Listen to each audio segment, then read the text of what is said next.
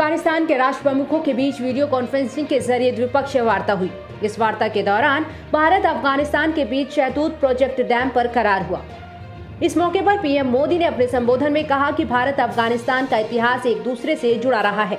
PM Modi ने कहा कि दोनों देशों का संबंध नदियों से भी जुड़ा है। पीएम मोदी ने कहा कि दोनों देश लगातार विकास क्षेत्र में 2 दशकों से काम कर रहे हैं। उन्होंने कहा कि भारत कई प्रोजेक्ट पर अफगानिस्तान के साथ काम कर रहा है, जो हमारी दोस्ती को दिखाता है। उन्होंने कहा कि कोई भी बाहरी ताकत हमारी दोस्ती को रोक नहीं सकती। अफगानिस्तान में निर्दोष नागरिकों को निशाना बनाया जा रहा है। क्षेत्र में शांति की जरूरत है। ऐसे में हिंसा का बंद होना बेहद जरूरी है। भारत अफगानिस्तान दोनों ही अपने क्षेत्र को आतंकवाद से मुक्त देखना चाहते हैं। आज हम काबुल में जिस शहतूत बांध के निर्माण पर समझौता कर रहे हैं, उसकी नींव सिर्फ ईंटों और मोर्टार पर नहीं बनेगी, बल्कि भारत अफगान दोस्ती की ताकत पर टिकी होगी। भारत आपके साथ खड़ा है। आपके धैर्य, साहस और संकल्प की यात्रा के हर कदम पर भारत आपके साथ रहेगा। कोई भी बाहरी ताकत अफगानिस्तान के विकास को या भारत अफगानिस्तान दोस्ती को रोक नहीं सकती। एक्सेलेंसी, अफगानिस्तान में बढ़ रही हिंसा से हम चिंतित हैं। निर्दोष नागरिकों, पत्रकारों और कार्यकर्ताओं को कायरतापूर्ण ढंग से निशाना बनाया जा रहा है।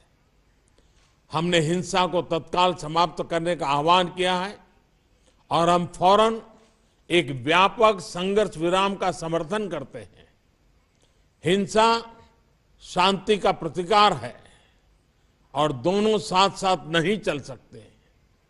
एक निकट पड़ोसी और मजबूत स्ट्रेटेजिक पार्टनर के रूप में भारत और अफगानिस्तान दोनों ही अपने क्षेत्र को आतंकवाद और उग्रवाद से और ऐसे भयंकर संकट से मुक्त देखना चाहते हैं। आपको बता दें कि 286 यूएस मिलियन डॉलर की लागत से बन रहे शहतूत डैम को काबुल में बनाया जाएगा।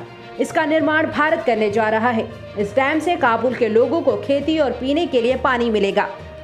वहीं अफगानिस्तान के राष्ट्रपति अशरफ गनी ने भी भारत का शुक्रिया किया और क्षेत्र में शांति पर बल दिया। अशरफ गनी ने कहा कि जो देश आतंकवाद को बढ़ाने का काम कर रहे हैं, उन्हें दुनिया में उजागर करने की जरूरत है।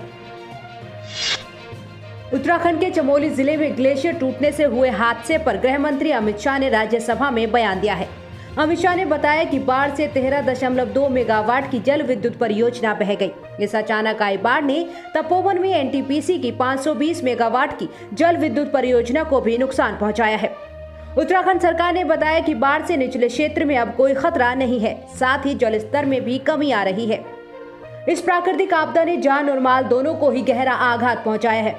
राज्य सरकार से लेकर केंद्र सरकार तक इस घटना के बाद पूरी सक्रियता के साथ राहत और बचाव कार्य में जुटी हैं। अमित शाह ने बताया कि केंद्र और राज्य की एजेंसियां हालात पर नजर रखे हुए हैं। शाह ने कहा, केंद्र सरकार द्वारा स्थिति की 24 घंटे उत्तम स्तर पर निगरानी की जा रही है।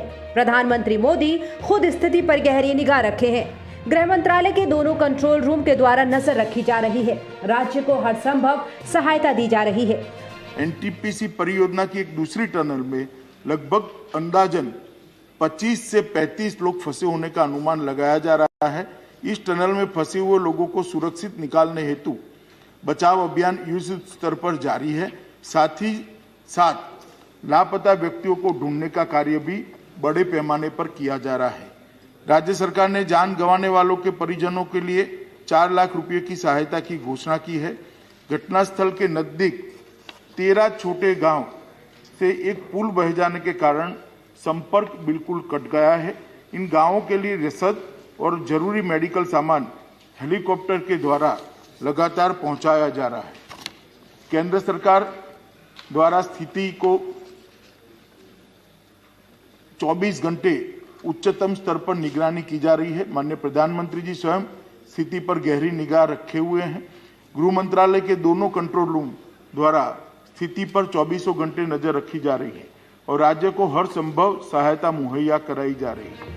बता दें कि ग्लेशियर टूटने से हुए हादसे में अब तक 26 लोगों की मौत की पुष्टि हो चुकी है, जबकि 170 से ज्यादा लोग लापता बताए जा रहे हैं। तपोवन टनल में अब भी काफी लोग फंसे हुए हैं, जिन्हें निकालने के लिए रेस्क्यू टीम दिन रात लगी हुई है। वायुसेना की तरफ से आज MI-17 को मिशन में उतार दिया गया है। बिहार में नीतीश कुमार के नेतृत्व वाले NDA सरकार के मंत्रिमंडल का काफी जद्दोजहद के बाद विस्तार हुआ। राज्यपाल फागू चौहान ने 17 मंत्रियों को शपथ दिलाई, जिसमें बीजेपी कोटे से 9 विधायक तो JDU कोटे से 8 मंत्री बनाए गए। बिहार की नई NDA सरकार में बीजेपी के विधायकों की संख्या ज्यादा है, लिहाजा कैबिनेट में भी बड़े भाई की भूमिका में बीजेपी नजर आ रही है। JDU कोटे से लेसी सिंह, जयंत राज, मदन साहनी, श्रवण कुमार, संजय झा, सुनील कुमार और बसपा छोड़कर आए जमा खान को मंत्री बनाया गया है। इसके अलावा JDU ने अपने ही कोटे से ही निर्दलीय विधायक सुमित सिंह को भी मंत्री पद से नवाजा है। वहीं बीजेपी कोटे से शाहनवाज हुसैन, नितिन नवीन, नीरज कुमार बबलू, सम्राट चौधरी, सुभाष सिंह, आलोक रंजन झा, नारायण प्रसाद, प्रमोद कुमार और जनक राम को मंत्री पद की शपथ दिलाई। बता दें कि बिहार विधानसभा चुनाव के नतीजे आने के बाद 16 नवंबर 2020 को नीतीश कुमार ने 14 मंत्रियों के साथ शपथ लेकर कैबिनेट का गठन किया था। बीजेपी के 2 डिप्टी CM सहित 7 और JDU कोटे से 5 मंत्री बनाए गए, जबकि हिंदुस्तानी आवाम मोर्चा के 1 और VIP से 1 विधायक को मंत्री बनाया गया। हालांकि JDU नेता मेवालाल चौधरी के इस्तीफे के बाद JDU के 4 ही मंत्री बचे थे।